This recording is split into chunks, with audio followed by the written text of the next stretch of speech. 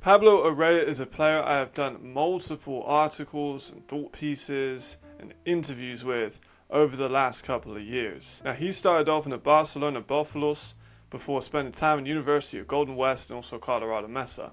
He's now back in Spain, his home country, with the Madrid Bravos, and he's looking like one of the best young safeties in the league. Before we get into the tape, there are a bunch of Madrid Bravos players I would have liked to talk about. That defense looks incredible.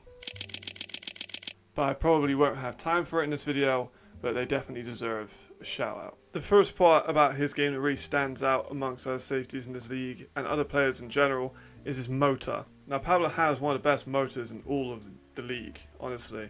He is ferocious after the ball. He does not stop until the echo of the whistle. It is rare to find a play in which he is not involved. And I truly did look for plays where he was lackluster in his approach or wasn't given full effort. There are literally none. He has a real nose for it. He clearly has a passion. That energy that he brings to the defense is imperative, and I think a lot of the other players feed off of that. Assisting in tackles on a run or pass, anything you need him to do, he's going to bring 100% to that. In the same breath, his tackling is also extremely high level. This play against Ryan Fire in their victory is a perfect example of it. Glenn's going to take the ball right and run with offensive line support. Araya identifies the run, knifes through and around the offensive lineman, and completes a beautiful form tackle on one of the most explosive and physical running backs in the entire league. This is just one of many examples in which he's affected the run. For a safety that isn't necessarily an outlier in terms of size, he tackles a lot harder. And that also translates to special teams.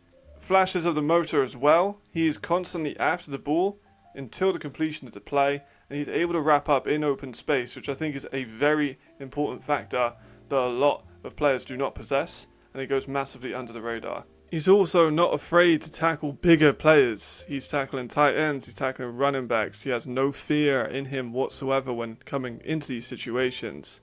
And he's explosive enough as an athlete to make an impact all over the field from a multitude of positions. He can go as strong safety, free safety. He has lined up in corner and outside linebacker throughout his duration and career as a player. He has no problem tackling all types of players, and I think this is reflected in his technique and his fearlessness.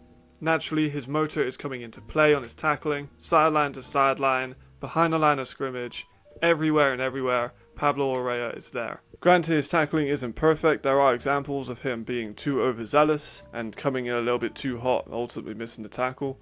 There are instances of this, but I do not think that it's necessarily a part of his game that would be under scrutiny. It's just something that needs to be sharpened up a little bit.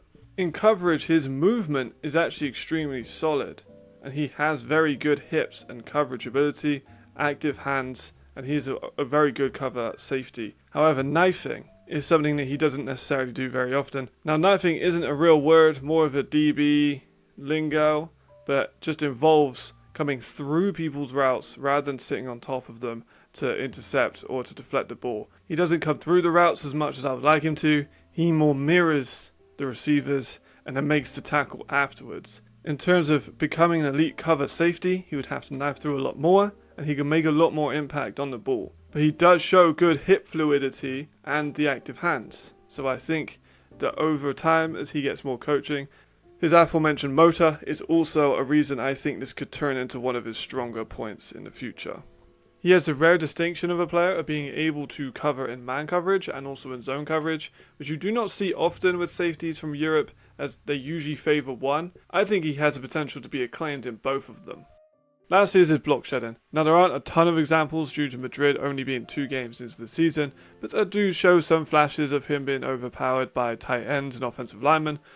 This would just be something with leverage and him choosing to avoid or engage with certain people, or just a stonewall offensive lineman with explosiveness. It's there, it just needs to be refined, you know. Like I said, not tons of examples, but some small little thing I just picked up on. And that will wrap us up. This one's a very short one. I just wanted to get it out. I wanted to make these quite short because I've kind of rambled on a little bit on some of them. Watching some of them back, I could have made them shorter. Watch time is obviously going to be lower on these, but it's just more of a passion project of getting these younger European guys the attention they deserve, honestly, because Pablo is one of the best safeties that have entered into the league. He looks great. I'm really excited to see how he develops within Madrid. It looks like such a cohesive team. Like, I was talking to Nick about this yesterday when I was on ELF Live, and it's just, the team looks so bonded. And he's got Luke Glenner, who's another safety that's going to be able to teach him the ways of getting off blocks and being more aggressive in the run game and using the motor and the tackling ability that Pablo has. They're actually not too dissimilar in terms of their attributes. He's got Jane Embry on the corner, who's going to be able to influence him on his pure coverage standpoint. He's got receivers like Willie Patterson, Mario Flores, Siestro, who are going to teach him how to get off blocks. They're going to teach him how to deal with faster receivers. They're going to teach him how to get with jump balls.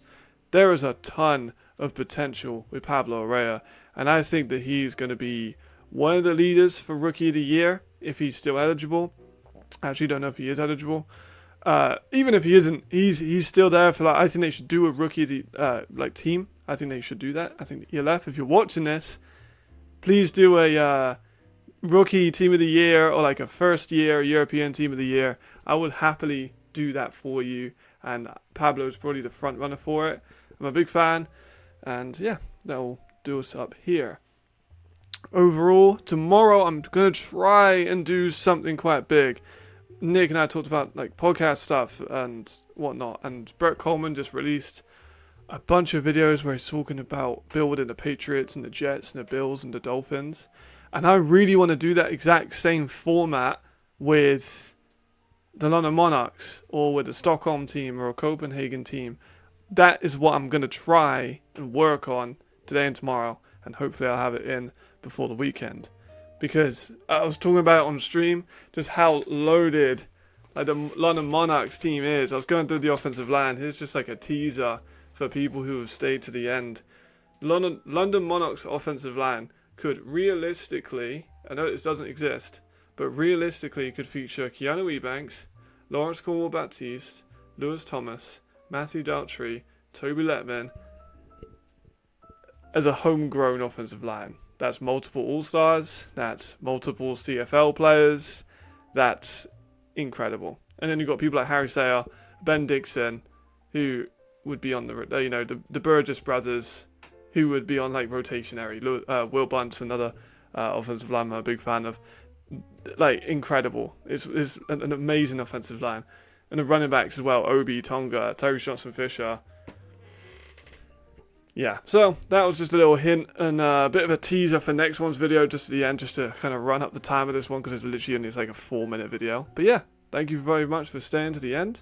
I will see you for the live streams. I will see you for the London Monarchs one, hopefully. Try and find a big leather chair I can sit in and try and frame it in a certain way and get some graphics done. But I'm rambling on. Yeah, check out ELF Live. I'll leave that in the description. Player evals in the description. The power rankings from this week's ELF in the description. Madrid are going to beat Cologne. Watch out for Pablo. I think that he's going to get a pick or some kind of big forced fumble in this game, because it just kind of plays into exactly what his play style is. So yeah, that's going to do for my Mystic map predictions. See you later. Thank you very much for staying. Goodbye.